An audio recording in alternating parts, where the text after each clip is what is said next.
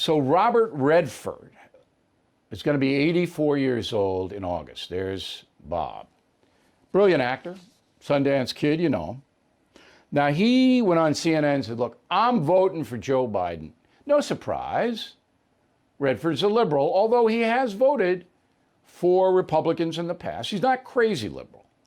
He's an environmentalist, he's a global warming guy, so you would expect him to vote for Biden. But I was interested in the why. Whenever people come up to me, and they do, and they say, well, I'm going to vote for Biden, my first question is, why? Why? What do you like about the former vice president?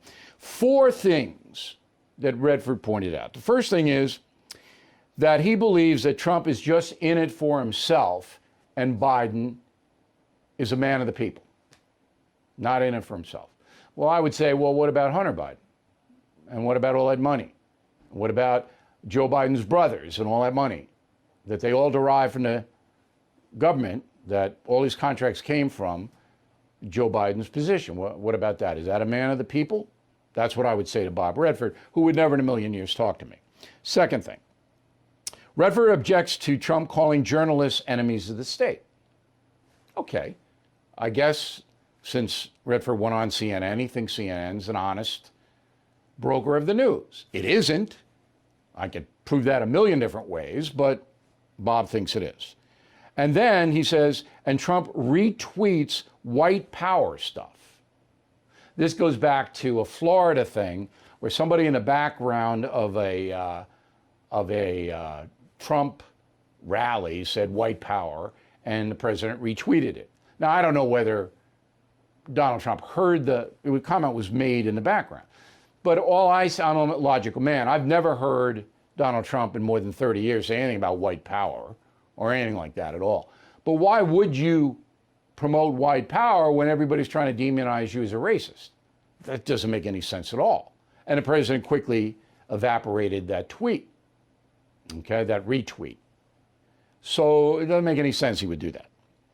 So then Redford blames Trump for the fires and the floods and the untold damage to the planet.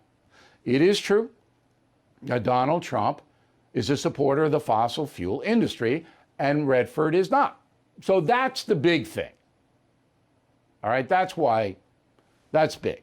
But Trump's not responsible for the fires and the floods and the global warming. I mean, he's not. We've cut back our emissions here in the United States dramatically. But we've also become self-sufficient in energy, which is a good thing, Bob. We don't have to buy it from the Arabs anymore. That's good, Bob. It's good. All right? And India and China aren't going to do anything about global warming.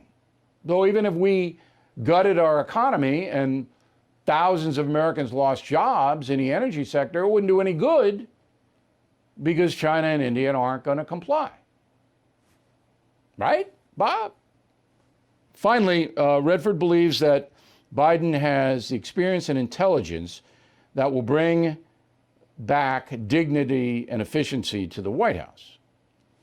I mean, I'm not going to argue that, but I'm going to say that Joe Biden's got problems in his articulation and his ability to disseminate information. And everybody knows it.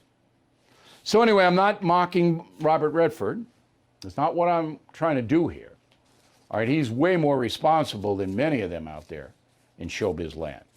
But I always am fascinated by why people vote for certain candidates. I want to know.